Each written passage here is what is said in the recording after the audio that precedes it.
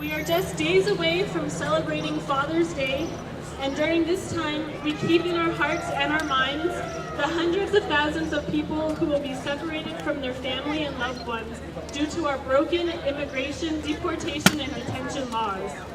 Together, we demand that members of Congress move forward and act now for immigration reform. The impact of our immigration, detention, and deportations in the United States has reached crisis proportions. Every year, the U.S. detains more than 430,000 individuals at an estimated cost of $44,500 to $60,000 per detainee every year. That's about $2 billion of unnecessarily spent federal government dollars that can be going into education, healthcare, and the services that our communities need.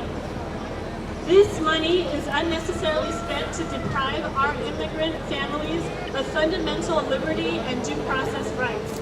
It's time to close down these deportation centers across the country and treat detention as a last resort rather than throw immigrants in jail-like conditions.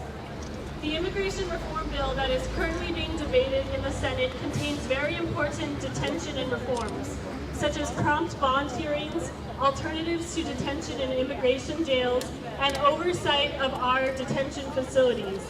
The bill recognizes the importance of appointed counsel for people with mental disabilities, unaccompanied children, and other vulnerable populations. And as negotiations and this debate continues, we must all be vigilant and stand together to oppose efforts to narrow the roadmap to citizenship for all aspiring Americans who have been targeted for this kind of criminal prosecution based on their immigration status. That is just not right, and it is critical for us to keep our families together by fighting this fight.